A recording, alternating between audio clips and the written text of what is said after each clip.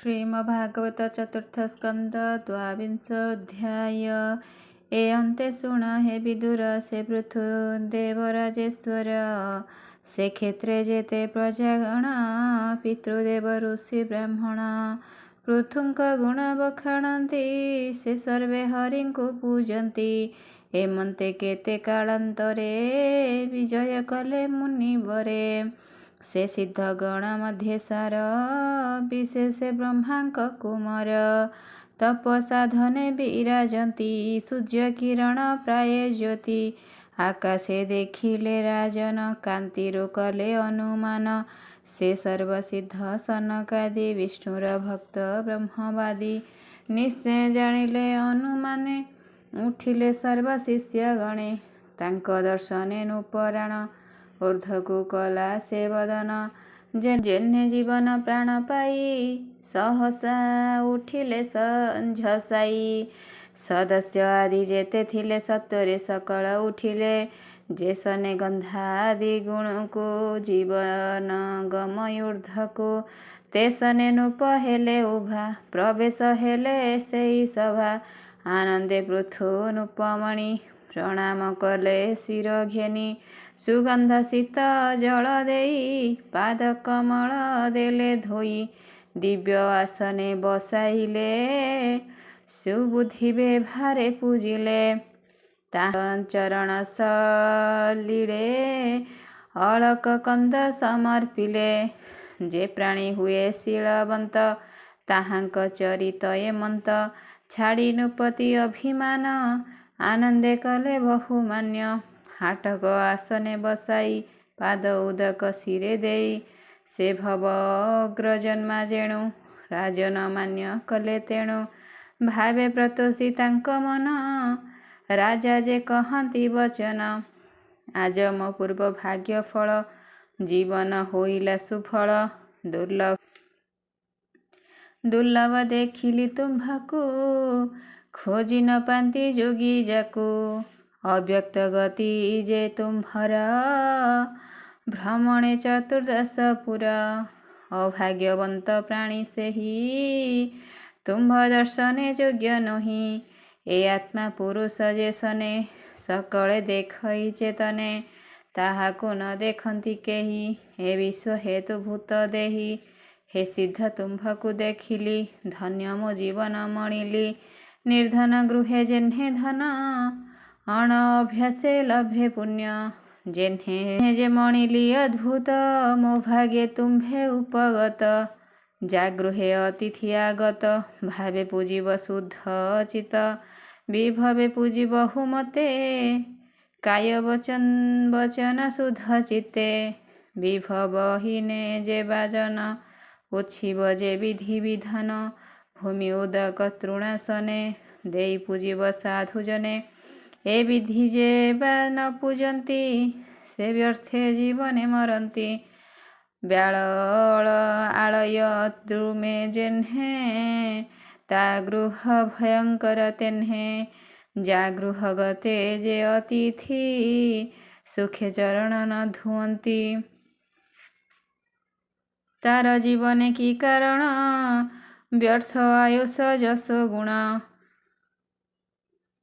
जे भक्त जनंकु न सेवे ता सुख सर्व की लभे वो मुनि तुम्भ आगमन मु भद्र मणिली जीवन ताहांक व्रत विधि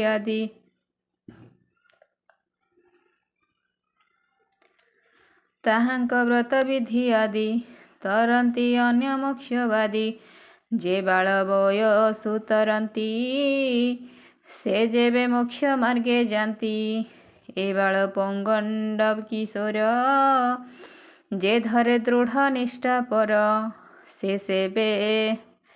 से जेबे मोक्ष मार्गे जानती ए विष्णु मायारु तरंती इंद्रिय मानंक विषय न छाड़े जाहार हृदय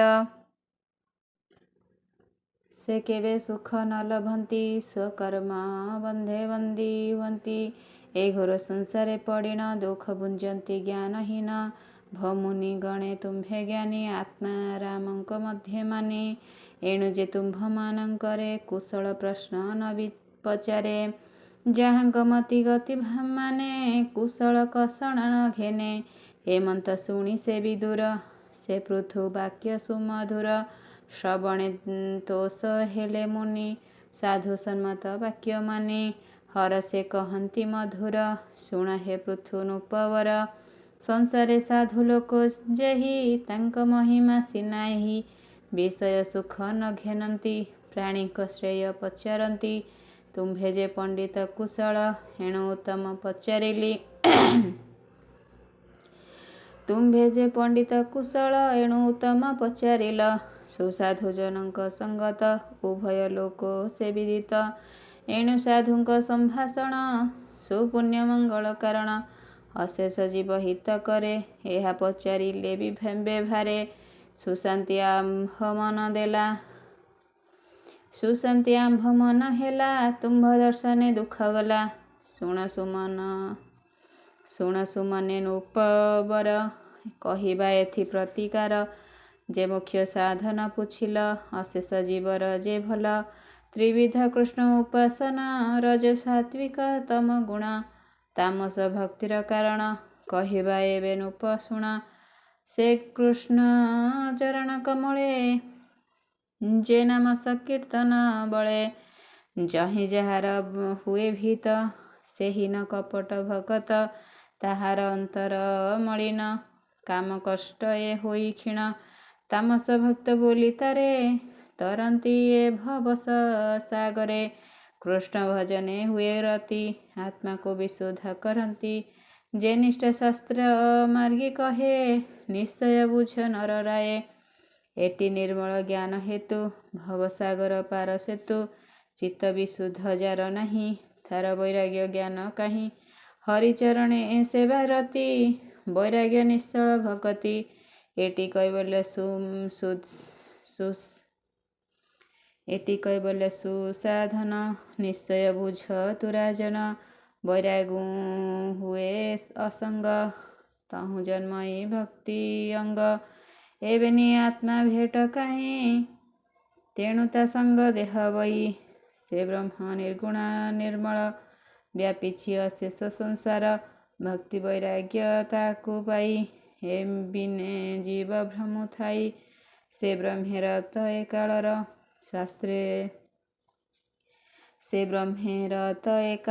ଶାସ୍ତ୍ରରେ ଶ୍ରଦ୍ଧା ଥାଇ ଯାର। ଚରଣ ଚରଣେ ହରିଚରଣେ ଯେବେ ଭାବେ ଅସଙ୍ଗ ଭକ୍ତି ହୁଏ ତେବେ। ଯୋଗରେ ନିଷ୍ଠା ଥାଇ ଯାର ପୁଛଇ ଶାସ୍ତ୍ର ମାର୍ଗସର।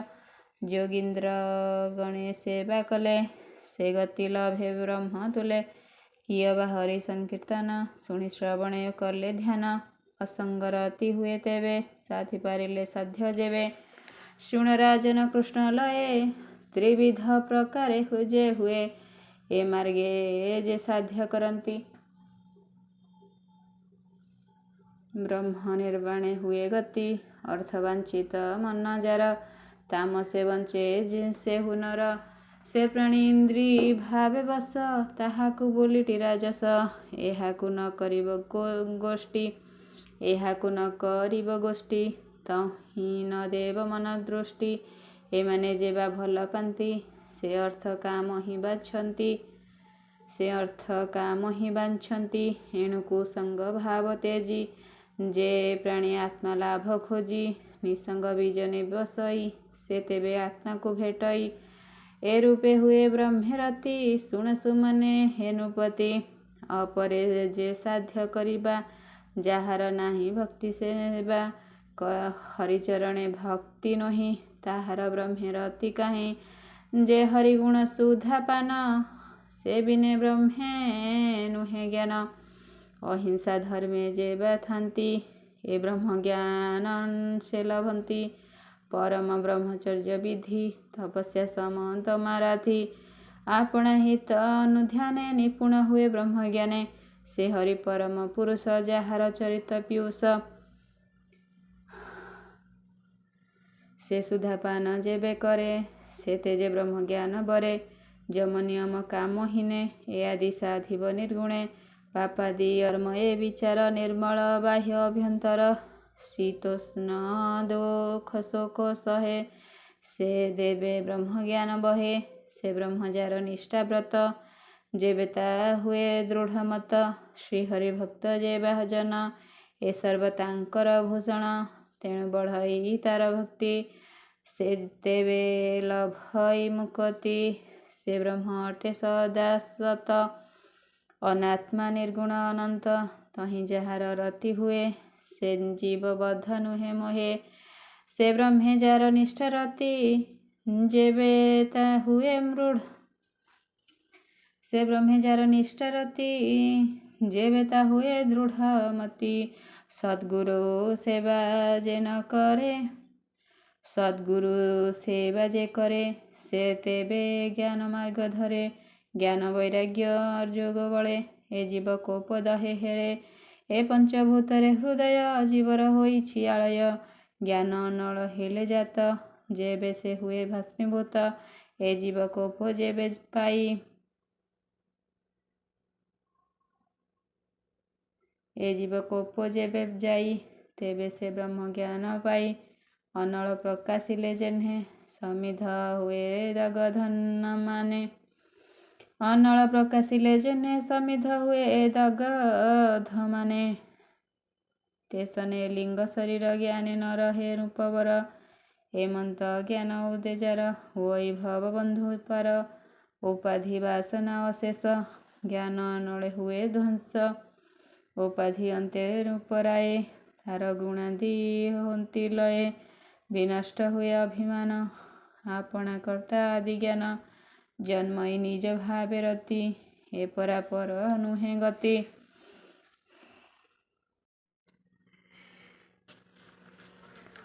ସେ ପୁଣି ଅନ୍ତର ବାହାରେ, ଦୁଃଖ ସୁଖ ନ ବିଚାରେ। ବାହାରେ ନ ଦିଶଇ କିଛି, ଘଟାଦି ବସ୍ତୁ ଯେବା ଲକ୍ଷୀ।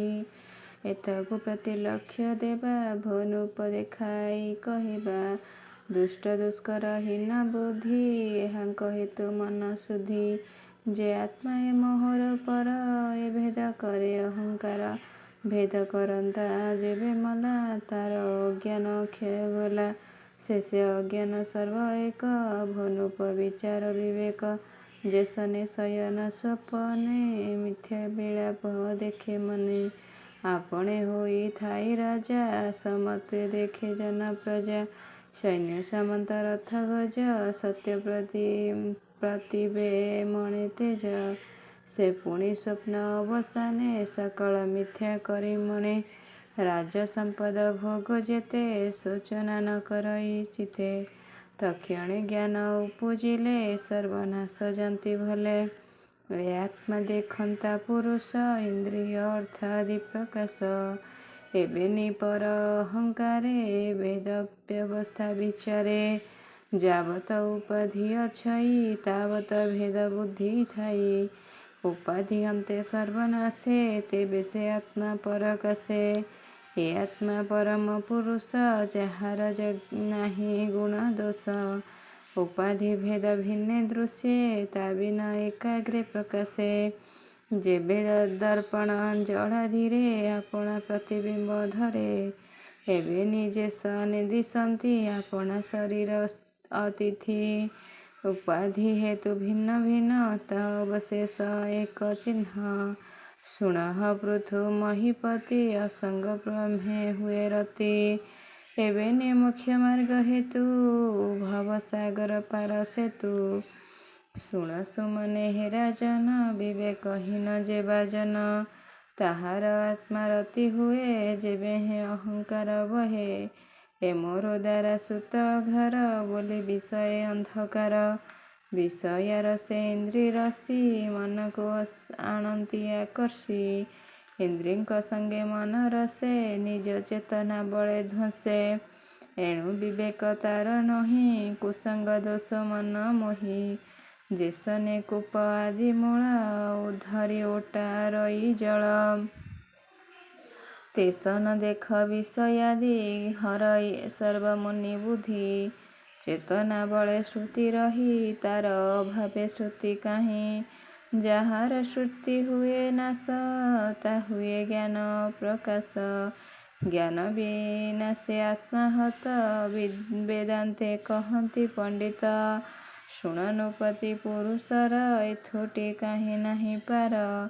ବିଷୟ ସୁଖ ଭୋଗ ଲାଗି ହୁଅଇ ଆତ୍ମା ବୋଧେ ଭୋଗୀ। ଯେ ନିଜ ହାନି ନ ବୁଝଇ ତାର ବିବେକ ଗୁଣ କାହିଁ। ଅର୍ଥ କାମାଦି ଧନ ନରାଏ ସର୍ବ ବିନାଶ ଉପାଏ। ଯେ ନର ଜ୍ଞାନ ବିଦ୍ୟାହୀନ ତା ଜୀବ ସ୍ଥାବର ସମାନ। ଯାଚିତେ ବ୍ରହ୍ମରତି ନୁହେଁ ସର୍ବ ଅନାଥେ ଭାବ ହୁଏ। ଏବେ ହୋ ଶୁଣନୁ ପରାଣ ଚତୁର୍ବର୍ଗର ଯେ କାରଣ। ଯେ ଧର୍ମ ଅର୍ଥ କାମ ମୋକ୍ଷ ଏ ଚାରିଟି ମଧ୍ୟ ଶ୍ରେୟ ମୁଖ୍ୟ। ଧର୍ମାଦି କାମ ବୋଲି ଯାହା ଅନିତ୍ୟ ମିଥ୍ୟା ବୋଲି ତାହା। ଅନିତ୍ୟ ମୃତ୍ୟୁ ଭୟ ପାଇ ଏଣୁ ଜ୍ଞାନୀ ତା ନ ଭାବଇ। ତୃତୀୟ ବର୍ଗ ବୋଲି ରାଏ ଦୁର୍ଲଭ ସେହି ଏ ଉପାଏ। ମୃତ୍ୟୁର ଭୟ ଯହିଁ ନାହିଁ ନିତ୍ୟ ଆନନ୍ଦ ରୂପ ବହି। ଏ ଚତୁର୍ବର୍ଗ ନୁହେଁ ତୁଲ୍ୟ ତୁମ୍ଭର ଅର୍ଥ ବହୁ ମୂଲ୍ୟ। ଯାହାର କାଳ ଭୟ ଅଛି ତାହାର ସୁଖ କାହିଁ ଅଛି। ଆବର ବ୍ରହ୍ମାଦି ପର୍ଯ୍ୟନ୍ତେ ଈଶ୍ୱର ମାୟାରେ ଯନ୍ତ୍ରିତେ। ଏହାଙ୍କ ସୃଷ୍ଟ କେବେ ନୁହେଁ ତେଣୁ ଦଣ୍ଡଇ ଜନ୍ତୁରାଏ। ଆପଣେ ନିଜ କି ଅନାଥ ରାଜନ ବୁଝହି ମତ। ସ୍ଥାବର ଜଙ୍ଗମାଦି ଠାରେ ଦେହ ଇନ୍ଦ୍ରିୟ ଅହଙ୍କାରେ। ପ୍ରାଣ ବୁଦ୍ଧିରେ ଯନ୍ତ୍ରୀକୃତ ଏହାଙ୍କ ହୃଦୟ ଯେ ବ୍ୟକ୍ତ। ଯେ ଅଧ ଊର୍ଦ୍ଧ୍ୱେ ଛନ୍ତି ପୁରୀ ସର୍ବବ୍ୟାପକ ନରହରି। ଯେ କୁରୁକ୍ଷେତ୍ର ବୋଲି କହେ ଜୀବନ ଜାଣେ ଦେହ ବହି। ଏ ଦେହ ବହି ଅହଙ୍କାରେ ଜୀବ ପରମ ବୁଦ୍ଧି ହରେ। ଜୀବର ପ୍ରଭୁ ଭଗବାନ ପ୍ରମାଣେ କରନ୍ତି ଚେତନ। ଭୋରାଜ ଶୁଣ ନିଶ୍ଚୟ ତହିଁ ସେ ଆତ୍ମା ରୂପେ ତହିଁ ମୁହିଁ। ଏ ଆଦି ଚରାଚର ମତେ ଆତ୍ମା ସ୍ୱରୂପେ ସର୍ବଭୂତେ। ଯେ ଆତ୍ମା ଆଶ୍ରୟ ଜଗତେ ଶୋଭା ସେ ପାଉ ସତତେ। ଯେ ଆତ୍ମା ଆଶ୍ରୟ ଜଗତେ ଶୋଭା ସେ ପାଉଛି ସତତେ। ମାୟାରେ ହୋଇଣ ପ୍ରଭେଦ ଜ୍ଞାନ ବିବେକ। ମାୟାରେ ହୋଇଣ ପ୍ରଭେଦ ଜ୍ଞାନ ବିବେକେ ତାହା ଛେଦ।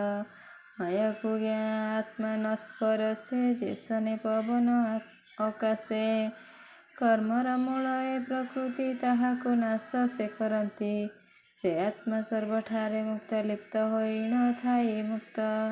ସେ ଶୁଦ୍ଧ ପରମ ପୁରୁଷ ତାରେ ଶରଣ ବେଗେ ପଶ। ତାହାର ପଦ୍ମ ପାଦେ ଭକ୍ତି କରି ସାଧୁଏ ନିସ୍ତରନ୍ତି। ସୁଗମ ପଥ ଏ କାରଣ ଅବିଘ୍ନେନ ଲଭେ ନାରାୟଣ। କଠୋର ଯୋଗାଦି ସାଧନ ସୁଗମ ଭକ୍ତି ହେ ରାଜନ। ସେ ଆତ୍ମା ଆନନ୍ଦ ପାଇବ ଭକ୍ତିରେ ଭଜି ବାସୁଦେବ। ଏ ଭବ ସମୁଦ୍ର ଅପାର ଇନ୍ଦ୍ରିୟ ଭର୍ଗ ମହାଘର। ଏ ଜଳ ଚରଣେ ଯେ ଭେଳା ନ କରି କେମନ୍ତେ ତରିଲା। ଅଷ୍ଟାଙ୍ଗ ଯୋଗ ଯୋଗୀ ସାଧି ତରନ୍ତି ଯୋଗ ଭେଳା ବାନ୍ଧି। ଏ ଜଳ ଚରଣେ ଯେ ଭେଳା ନ କରି କେମନ୍ତେ ତରିଲା। ଅଷ୍ଟାଙ୍ଗ ଯୋଗ ଯୋଗୀ ସାଧି ତରନ୍ତି ଯୋଗ ଭେଳା ବାନ୍ଧି। ସେ ଅତି ଦୁଃଖେ ହୁଅନ୍ତି ପାର ନୋହିଲେ ଭ୍ରମଇ ଅପାର। ସୁଗମ ତରଣୀ ଉପାଏ ତୁମ୍ଭକୁ କହି ଦେବାରାଏ। ଗୋବିନ୍ଦ ଅଭୟ ପୟର ଯେ ଭଜେ ଭେଳା ମଧ୍ୟ ସାର। ସେ ପାଦେ କରେ ଏକ ଭାବ ସୁଖେ ତରିବ ଭବାର୍ଣ୍ଣବ। ସେ ଭକ୍ତି ଯୋଗେ ସୁଧା ପାନ ମୋକ୍ଷକୁ ପରମ କାରଣ। ଏମନ୍ତେ କହିଲେ ବିଦୁର ସେ ଜ୍ଞାନେ ବ୍ରହ୍ମାଙ୍କ କୁମର। ପୃଥୁ ଶ୍ରବଣେ ଆତ୍ମାଗତି ପ୍ରସନ୍ନ ଚରଣେ ସେବନ୍ତି। ତୁମ୍ଭେ ଦୟାଳୁ ଯୋଗୀ ଜନ ସୁଭାଗ୍ୟେ ତୁମ୍ଭ ଦର୍ଶନ। ଯେଣୁ ଗୋବିନ୍ଦ କୃପା ଥିଲା ତେଣୁ ଦର୍ଶନ ମୋର ହେଲା। ହରଙ୍କୁ ଦେଖାଇବା ପାଇଁ ମୋହିତେ ଅଇଲା ଗୋସାଇଁ। ମୋର ସଂଶୟ ଯେ ବା ଥିଲା ତୁମ୍ଭ ପ୍ରସନ୍ନେ ଦୂର ହେଲା। ମୋ କାମ ମନୋରଥ ଯେତେ ସମ୍ପୂର୍ଣ୍ଣ କରିଦେଲ ମୋତେ। ତୁମ୍ଭକୁ କି ଭାବେ ସେବିବି ଉତ୍ତମ ଦ୍ରବ୍ୟ କି ବା ଦେବି। ଯେ କିଛି ଦ୍ରବ୍ୟ ଅଛି ମୋର ସାଧୁଙ୍କ ଉତ୍ତମ ବ୍ୟବହାର। ସୁଦୟା କରି ସାଧୁଜନେ ରାଜ ବିଭୂତି ତୋଷ ମନେ ସମର୍ପିଛନ୍ତି ମୋର ତହିଁ ଯେଣେ ପ୍ରଭୁତ୍ୱ ମୋର ନାହିଁ। କି ଭାବେ କରିବୁ ସେବନ ଏ ଦେବ କି ଭାବେ କରିବୁ ସେବନ ଏ ଦେହ ସାଧୁଙ୍କ ଅଧୀନ ଯେହ୍ନେ ବାଳକେ ଯେ ସ୍ନେହ ବହି तात ଜନନୀ ଧନ ଦେହି ସମର୍ପି ନ करे ଗ୍ରହଣ ସେ ସର୍ବ ତୁମ୍ଭରେ ଅର୍ପଣ।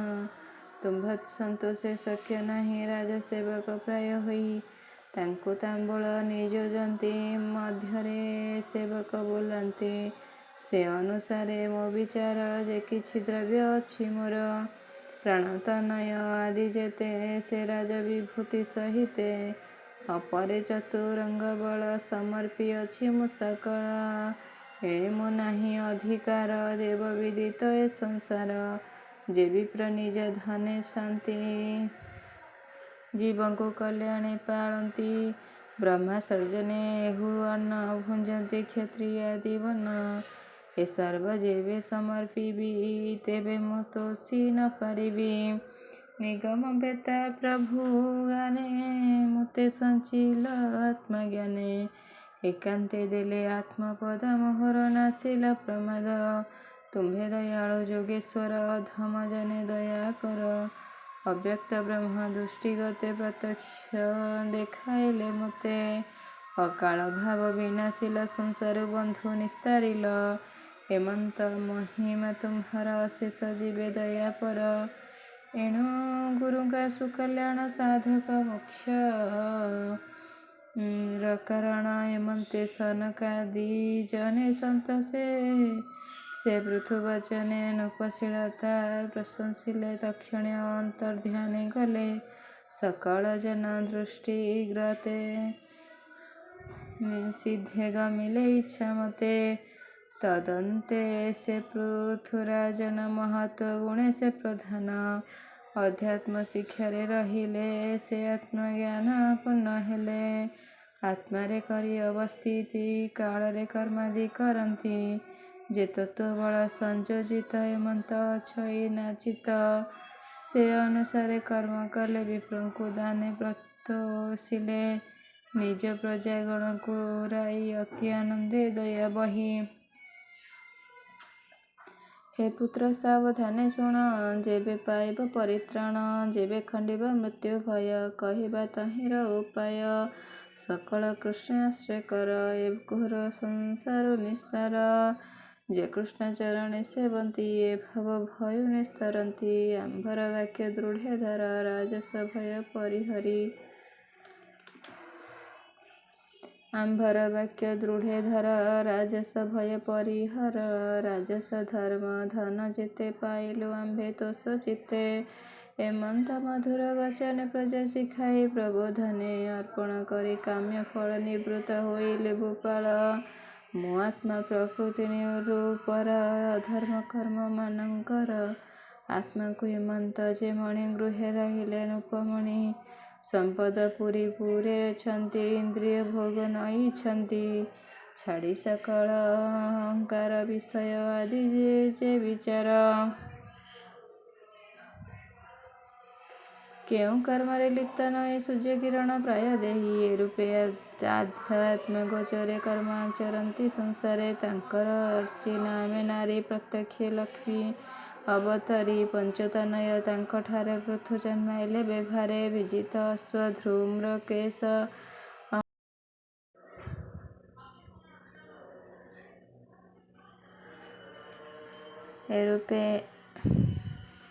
ଏରୂପେ ଅଧ୍ୟାତ୍ମ ଗୋଚରେ କର୍ମ ଆଚରନ୍ତି ସଂସାରେ ତାଙ୍କ ଅର୍ଚ୍ଚିନା ଆମେ ନାରୀ ପ୍ରତ୍ୟକ୍ଷ ଲକ୍ଷ୍ମୀ ଅବତାରୀ ପଞ୍ଚତନୟ ତାଙ୍କଠାରେ ପୃଥୁ ଜନ୍ମାଇଲେ ବେଭାରେ ବିଜିତ ଅଶ୍ଵଧୂମ୍ର କେଶ ହର୍ଯକ୍ଷ ଦ୍ରବିଣ ବୃକେଶ ଏ ପଞ୍ଚତନୟ ତାଙ୍କର ନୃପ ସମାନ ସୁରବୀର ଏବେ କହିବା ହେ ବିଦୁର ରାଜାଙ୍କ ଗୁଣ ଏ ପ୍ରଚୁର ଇନ୍ଦ୍ରାଦି ଦଶ ଦିଗପାଳେ ଏହାଙ୍କ ସୁଗୁଣ ଭୂପାଳେ ସେ ନୃପଙ୍ଗେ କେ ଅବୟବ ଆଦି ଯାକେ ବସିଲେ ସ୍ୱବୃତ୍ତି ଆବୋରି ଶୁଣ ବିଦୁର ହେତୁ କରି ଜଗତ ପରି ପାଳିବାରେ ଯେ ଜନ୍ମ ଲଭିଲେ ସଂସାରେ ମନ ବଚନ ତୋର ବୃତ୍ତି ଅତି ସୁନ୍ଦର ଗୁଣ କୀର୍ତ୍ତି ଏଣୁ ରଞ୍ଜିତ ଜନ ପ୍ରଜା ତେଣୁ ତାହାଙ୍କ ନାମ ରାଜା। ସେ ରାଜା ସୂର୍ଯ୍ୟଙ୍କ ସମାନ ଜାତେ ଯେ ମହି ଦିଅନ୍ତି ଦାନ କେହି ନ ପାରେ ତେଜ ଧ୍ୱଂସୀ ତେଣୁ ଏ ଅଗ୍ନିର ସବୁ ରଶ୍ମି ରଣେ ଦୁର୍ଜୟ ମହାରାଜା ତେଣୁ ମହେନ୍ଦ୍ର ସମତେଜା ସହସ୍ର ଗୁଣେ ସେ ପୃଥିବୀ ଅଭୀଷ୍ଟ ଦାନେ ସ୍ୱର୍ଗ ଛବି ଜିମୁତ ପ୍ରାୟ ପୁଷ୍ଟି କରେ ପ୍ରଜା ପ୍ରାର୍ଥନା କାମ ପୁରେ ପୟୋଧି ପ୍ରାୟ ସେ ଗମ୍ଭୀର ସୁଧୀରେ କନକ ଭୂଧର ଧର୍ମ ସମାନେ ସାକ୍ଷ୍ୟ କରି ଆଶ୍ଚର୍ଯ୍ୟ ହିମବାନଗିରି କୁବେର ତୁଲେ ଧନେଶ୍ୱର ରକ୍ଷଣେ ଜେହ୍ନେ ରତ୍ନାକର ଗୁଣେର ସକଳ ଜୀବେ ପ୍ରାଣ ତେଣୁ ଅତୁଲ୍ୟ ସମୀରଣ ଗଗନେ ବଳ ତେଜ ଘେନି ଏଣୁ ମରୁତ ସମ ମାନେ କ୍ରୋଧରେ କାଳ ରୁଦ୍ର ସମ ସୁନ୍ଦରେ ତାଙ୍କରି ପୁକାମ ପ୍ରାକର୍ମେ ସମ ଗଜ ଇନ୍ଦ୍ର ଦୟାରେ ସେ ମନ ନରେନ୍ଦ୍ର ପ୍ରଭୃତ ଗପଣେ ଜହ୍ନେ ବିଧି ଗୁରୁ ସମାନେ ବ୍ରହ୍ମ ସାଧି ହର ସମନେ ଜିତେନ୍ଦ୍ରିୟ ପାଳନେ ଘୋର ବିପ୍ର ପ୍ରିୟ ବିଷ୍ଣୁ ବୈଷ୍ଣବ ଜନ ଠାରେ ସେବନ୍ତି ବିନୟ ଭାବରେ ସମେ ପ୍ରତୁଲ୍ୟ କେହି ନାହିଁ ସର୍ଜନେ ଦ୍ୱିତି ବ୍ରହ୍ମା ସେହି ତିନି ଲୋକେ ତାଙ୍କ ଯଶ ଜେନେ ଶ୍ରବଣେ ହରି ରସ ଶ୍ରୀରାମ ତୁଲେ କୀର୍ତ୍ତିକାରୀ ଗୁଣ ଗାବନ୍ତି ନର ନାରୀ ଶୁଣ ବିଦୁର ଭାଗ୍ୟବନ୍ତ ସେ ପୃଥୁ କୁମାର ଚରିତ କହି ବିପ୍ର ଜଗନ୍ନାଥ ସନ୍ଥ ଚରଣେ ଦେଇ ଚିତ ଇତି ଶ୍ରୀମଦ୍ଭାଗବତେ ମହାପୁରାଣେ ପାରମହଂସ ସହିତାୟାଂ 82 ଚତୁର୍ଥ ସ୍କନ୍ଧେ ପୃଥୁ ଚରିତେ ନାମ 12 ଅଧ୍ୟାୟ।